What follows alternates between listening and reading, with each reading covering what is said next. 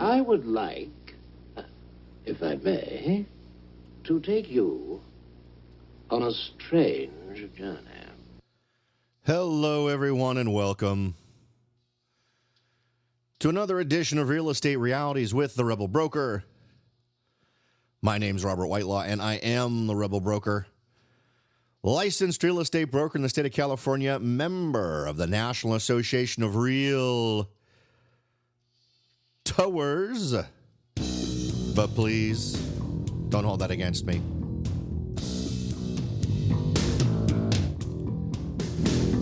Welcome to Wednesday, July 27th, 2016. I hope you are making your way profitably through the week. However you define it.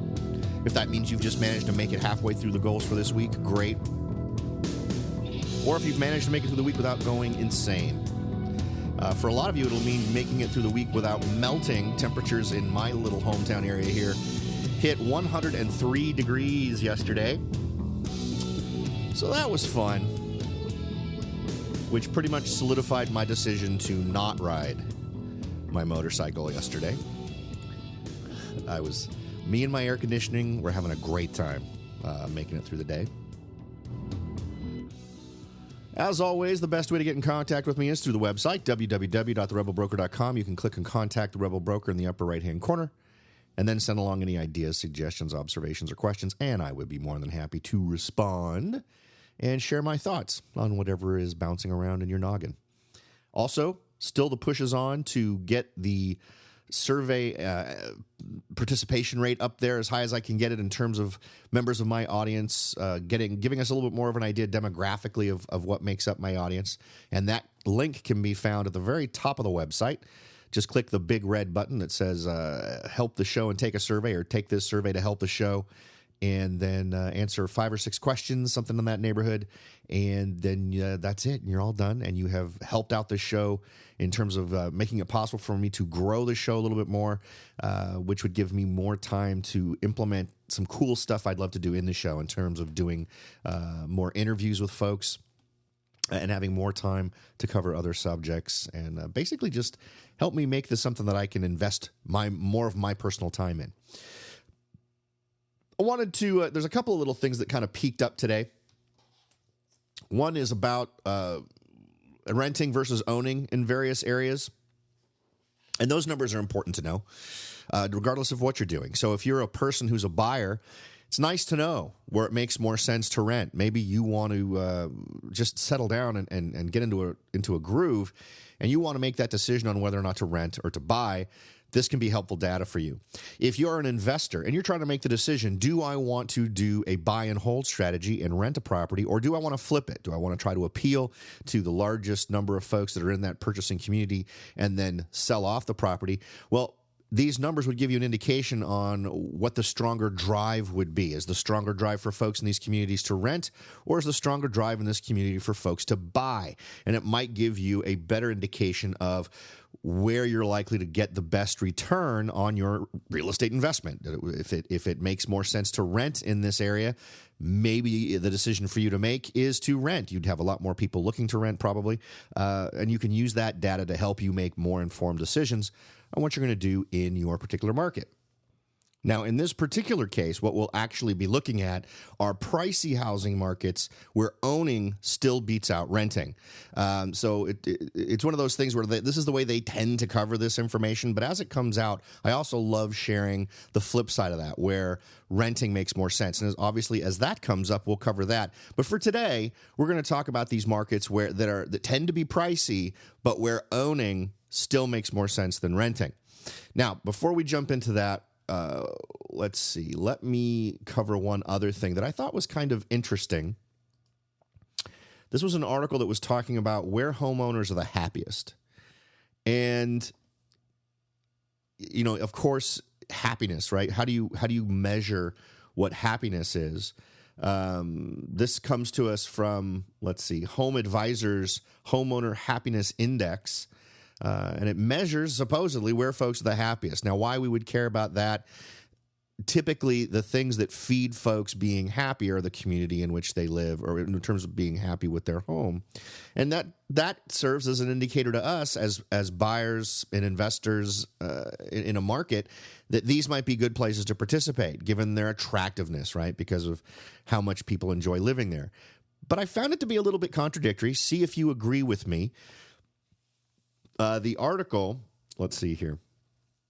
I'm not really interested in getting into all the super nitty gritty, but they sort of generally frame it like this. Quote, homeowners in San Francisco and other West Coast cities are the happiest in the nation, while homeowners in the Midwest and on the East Coast are the least happy. Now, that's according to the Home Advisor's Homeowner Happiness Index.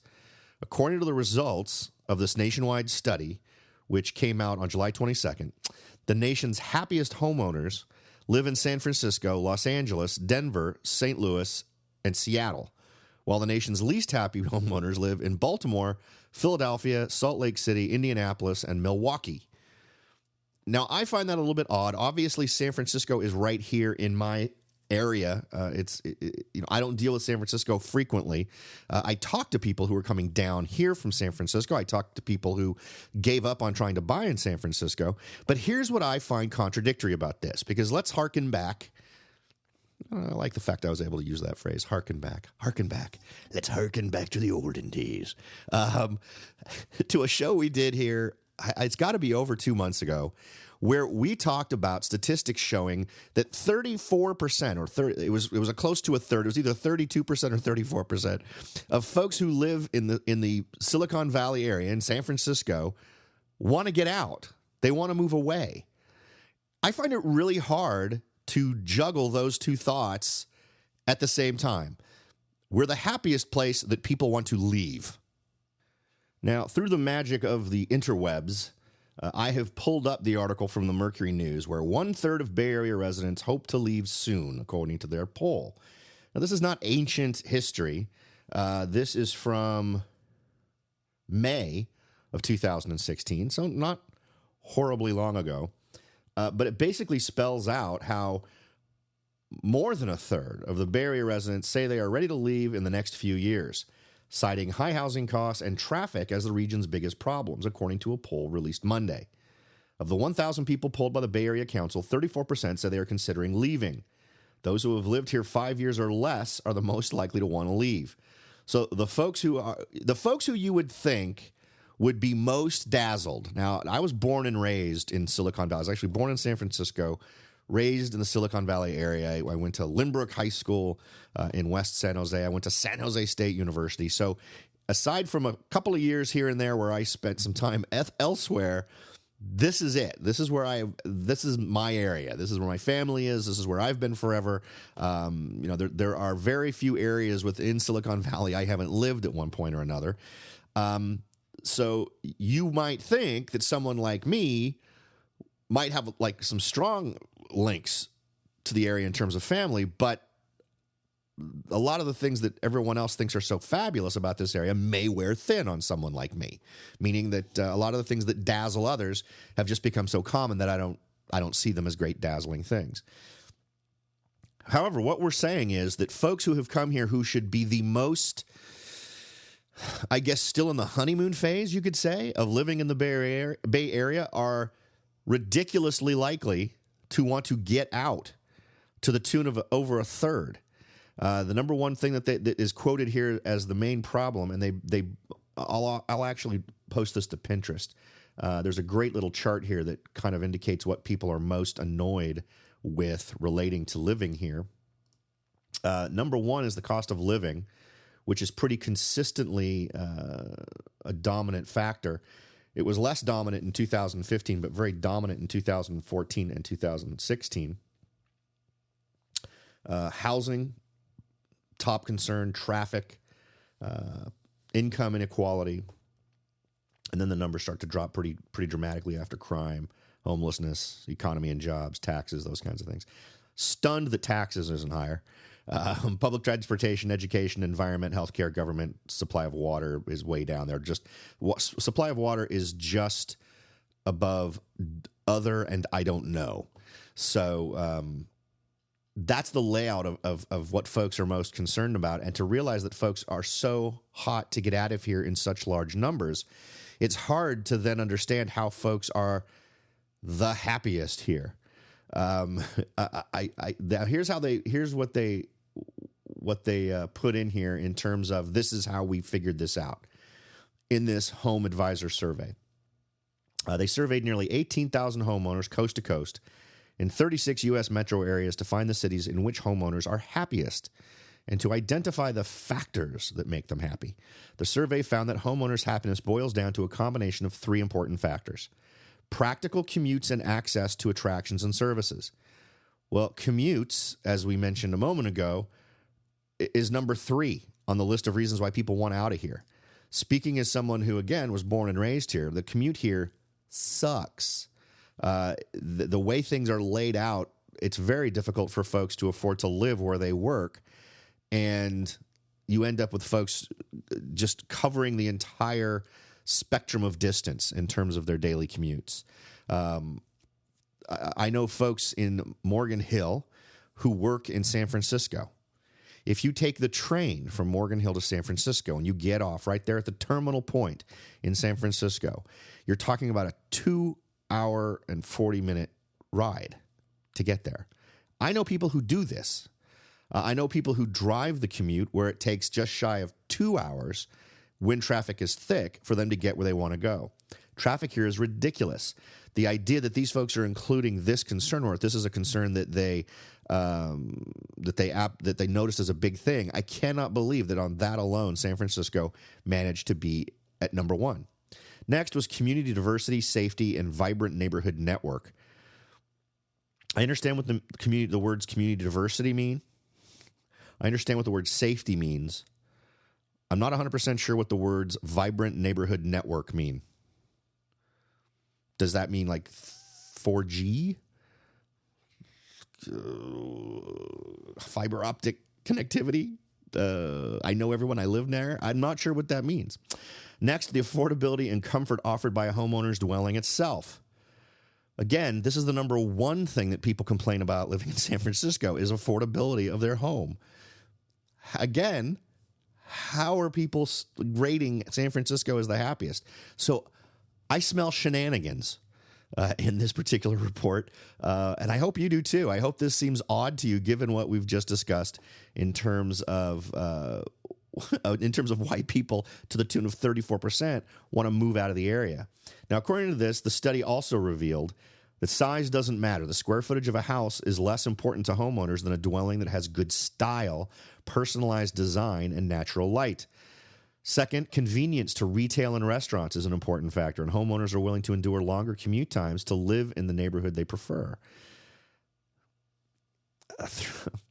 And here in this area, that commute becomes a necessity of price, not a choice in many cases. Next, satisfaction with community and dwelling increases with age and decreases with children in the home, as empty nesters and couples married without children report a higher satisfaction level than other homeowners. So I'm kind of immediately questioning the results of this particular happiness survey. I'm going to go ahead and post a link to that so you can get a feel yourself for what they're talking about here. There's a summary article about it that sort of lays out the big things for you. But then there's the full survey, which you may want to check out at homeadvisor.com/survey, which I'll put a link to in the show notes as well. So that'll be there for you to review. Just head on over to www.therebelbroker.com. Check out that survey. See what you think. Maybe look up the big community near you and see if what they're saying makes any sense. My big concern is that perhaps their sample size, they mentioned 18,000 homeowners coast to coast. I can't help but wonder if maybe their sample size was a little bit skewed towards one type of person, particularly in the San Francisco area, just because it does not jive with what I hear from people on the street. The average person I'm talking to, and to me it feels like more than 34%, are absolutely looking for exit strategies out of the Bay Area. I do not get a, wow, we really love living here vibe from folks I talk to. I get a, well, you got to do what you got to do vibe from a lot of these folks. Absolutely, there are a few folks who really enjoy that lifestyle and are perfectly happy to be living in a place like San Francisco and really dig it. But that's not that's not the common theme that I get. So this might be interesting for a laugh, but keep your thinking cap on and don't let what you've learned as ground truth where you are be supplanted by something like this. Make these folks earn your agreement on their conclusions on these various cities.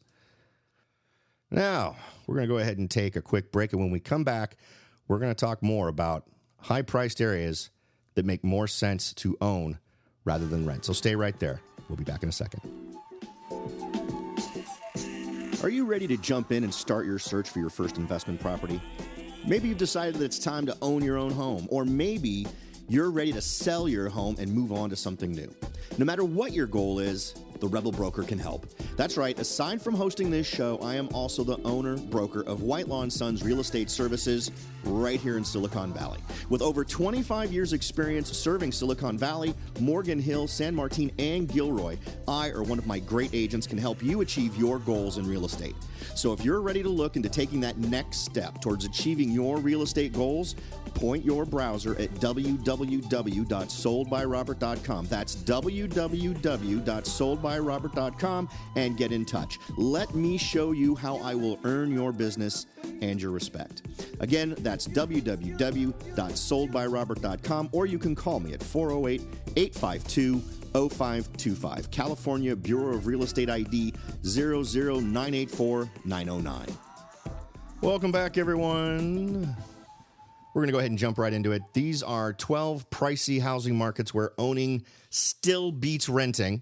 Now, of course, I'll keep my eye out for stories that point out the opposite, where it makes more sense to rent than to buy. And as I said, numbers like this should just help anyone guide their decisions that make sense for what they're doing. For instance, buyers. Does it make sense for you to buy in this community or rent in this community? Obviously, that's the question that's really being answered here from that perspective. But also in terms of investors, it helps you to guide your decision on what need you want to fill, whether or not you want to be someone who's offering a rental property or someone who's refurbishing a property and then selling it. And perhaps by refurbishing it, you're making it more desirable to the broadest number of folks in that particular buying community. And it gives you the opportunity of having a higher probability of having multiple offers, since this is a community where buying makes more sense than renting. So just take that into account. We'll go ahead and run down this number. And then, of course, if you want to head on over to www.therebelbroker.com, you can check out the show notes. You'll get links to this story, and then you'll be able to go and check out more data on this. Now, the first one on our list is Dorchester, South Carolina. The major suburban area is Charleston, North Charleston, South Carolina. The second quarter 2016 median home price was $185,000. So just as we were discussing yesterday with investment opportunities across the country that were below the average, this is one that absolutely fits that bill as well, coming in at under 200 and I can't remember what the breakoff point was. It 232,000 yesterday is the average median price across the country. This is $185,000, so not a whole lot of barrier there for you to get involved. The percent of wages needed to own, 36.59%. The percent of wages needed to rent, 42.7%. So you can see that in terms of cash flow per month, you're doing better by owning rather than renting. Next on our list, Adams, Colorado, with the major area of Denver, Aurora, Lakewood, Colorado. Now, I've been to this area. I can't remember where Adams is, but I've been to Lakewood, Aurora. Beautiful part of the country, by the way, north of Denver, but not so far that you can't make Denver. You could easily live in one of these places and commute to Denver without a whole lot of trouble. The second quarter 2016 median home price in this area was $277,225. So that's a little bit higher than the median for the country. And this is a little bit of a more narrow challenge. The percent of wages needed to own in these areas, 36.89%. The percent of wages needed to rent, 39.83%. So you're getting a few percentage points benefits there by owning. But, this is also one of those areas where I've had listeners who have contacted me saying that the market is ridiculously difficult in terms of purchasing. Lots of multiple offers. Properties don't stay on the market for very long. So it's difficult for folks to get into ownership, whereas renting is a lot softer, which, and it's hard to say if this kind of an element plays into it.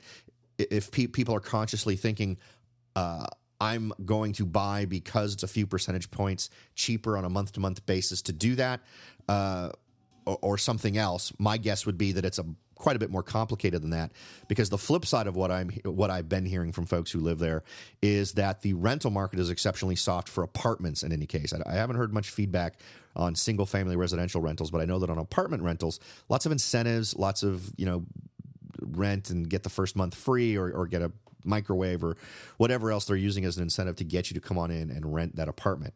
It may just be an indicator of the superior preferability of living in a single-family residence than getting your typical apartment-style living going there. Next, Baldwin, Alabama. A major area is the Daphne, Fairhope, Foley, Alabama area. Now, the second quarter 2016 median home price was $199,100. So again, below the median for the country. Bigger discrepancy here between renting and owning.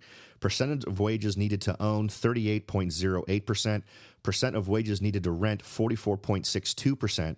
And, given what the ground truth is in these various areas, you may find that despite the fact that some of these areas it's more beneficial in terms of monthly cash flow to own, you may find that there's still a robust rental marketplace here for certain styles of homes.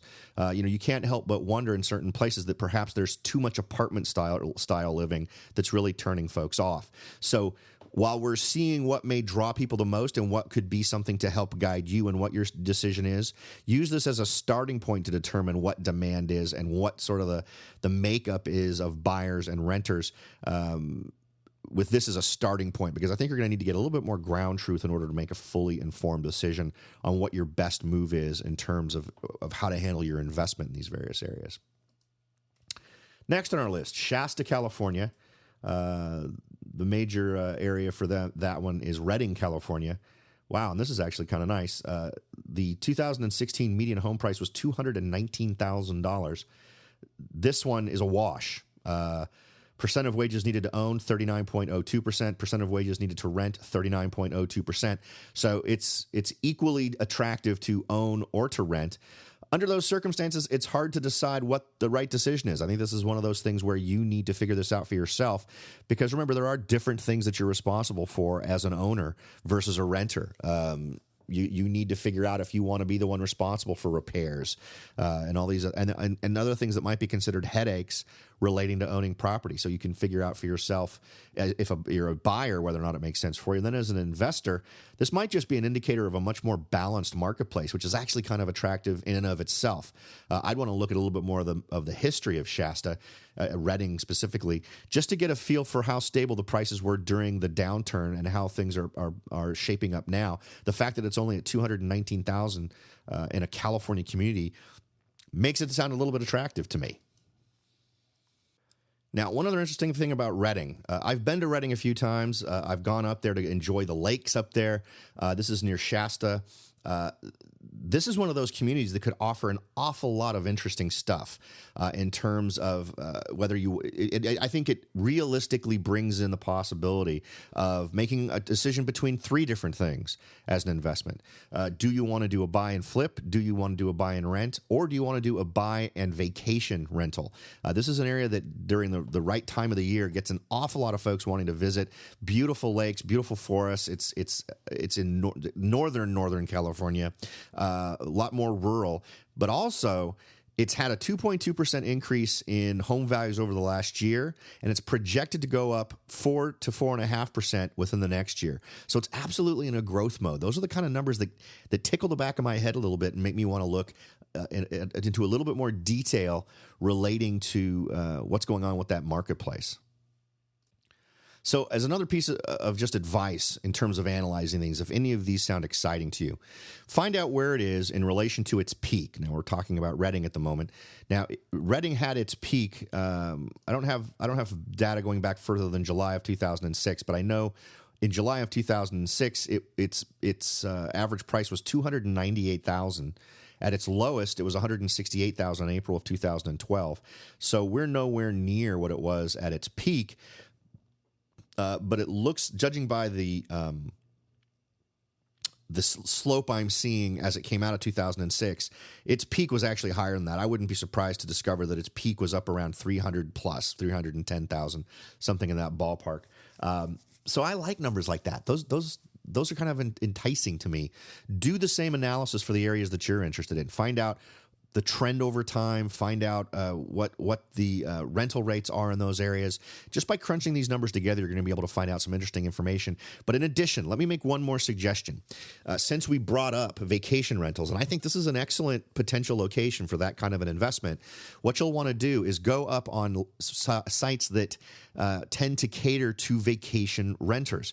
Go to homeaway.com or vrbo.com and do a search on Redding or Shasta and get an idea of what vacation rentals are going for, to see if you can just see any seasonal differences, to detect when the season is in that area, how long the season runs. And if you really are interested, and again, remember, this is advice I'm trying to give in a general way. It would absolutely apply to searching in Redding, but it would also apply to searching anywhere else in the country or the world for that matter. Get in contact with a local property management firm, get an idea of what they charge to provide their services, but also pick their brains for how long the season is. What are the things folks are most looking for? Now, you visiting the area is going to be the biggest clue as to what people are looking for.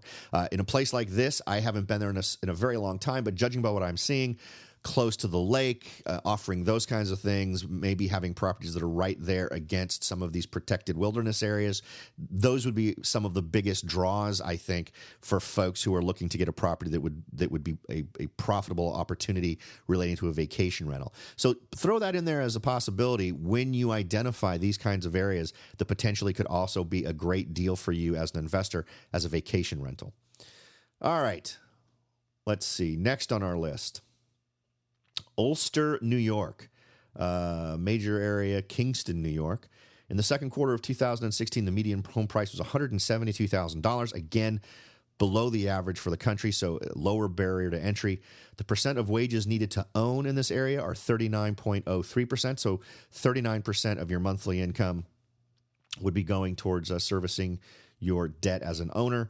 Percent of wages needed to rent, 43.32%. So about a 4% difference between the two, which is substantial enough to make a difference on your yearly expenses in terms of what you're dealing with for housing. Next on our list, Sussex, Delaware, major area, Salisbury, Maryland, Delaware. Second quarter of 2016, median home price there was $257,000, so just above the national average. Percent of wages needed to own, 42.28%. Percent of wages needed to rent, 43.44%. So very small difference there.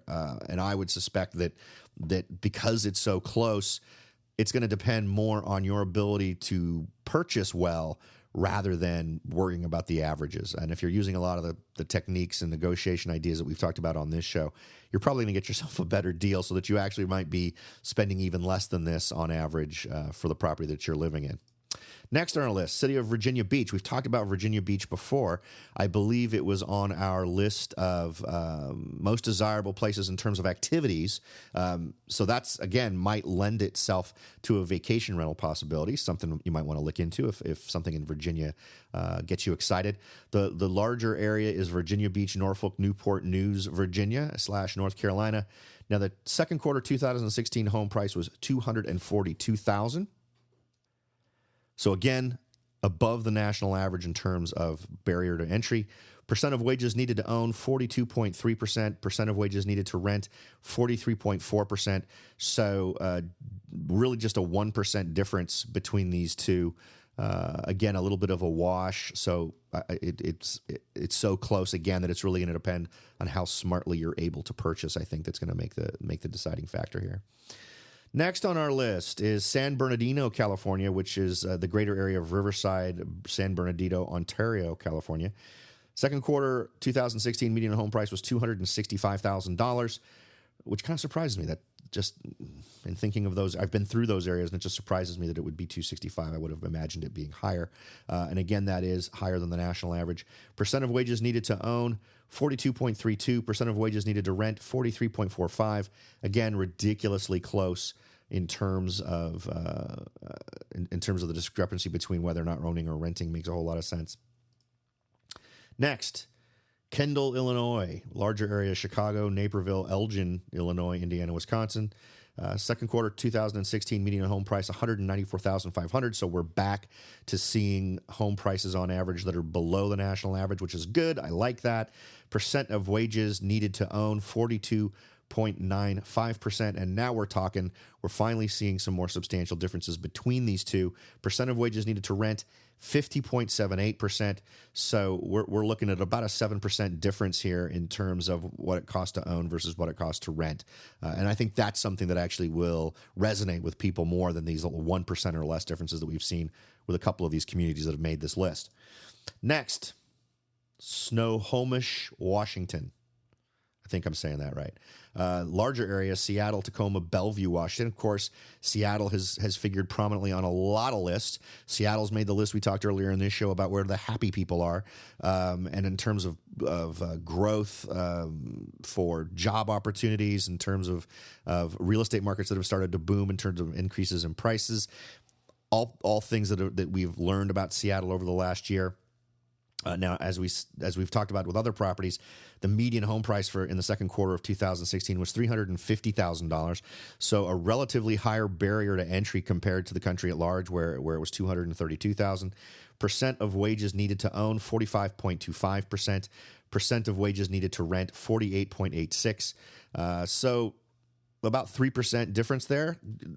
We're not quite up to the point where I think it would be a huge enough draw one direction or another to help folks make that decision or dedicate themselves to one or the other based on that difference, because you're still within that reachable area where negotiating skills might actually play a bigger part in how that number looks when everything is said and done.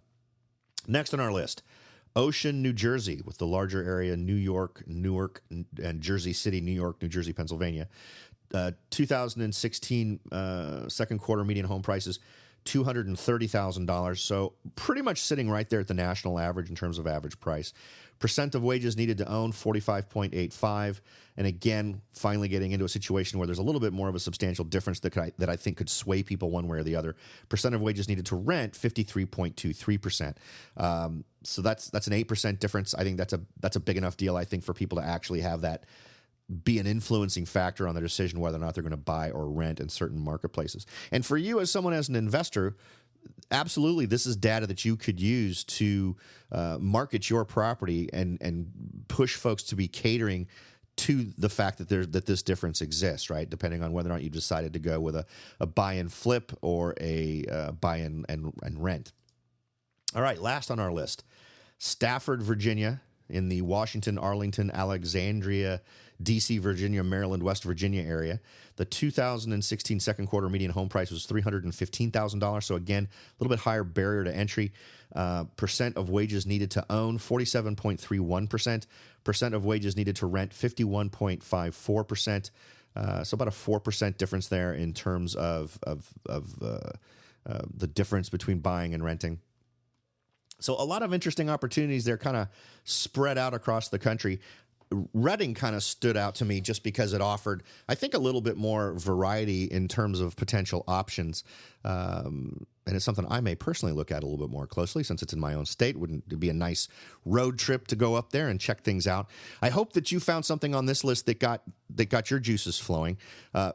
Take this as a leaping point. Go out and take a look at what the markets, how they're performing, and see what fits in with your strategies. You can use all the various tools we talked about, Zillow, Trulia, local real estate, MLS systems that you might have access to online.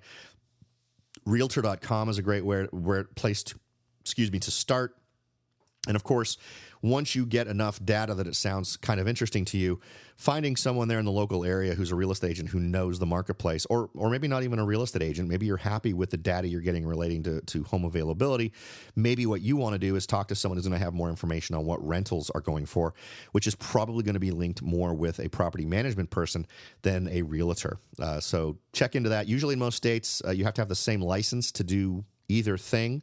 So usually you'll find someone who is going to also have access to the multiple listing service if they choose to do that. And I know a lot of real estate agents who are licensed agents here who are property management folks don't do that. They have focused entirely on property management. But I just want to put that out there so you know you can potentially kill two birds with one stone by talking to the right property management firm, you could also get yourself onto a automatic search that will get you that realtor-specific data on the properties that meet your needs in those areas. All right, folks.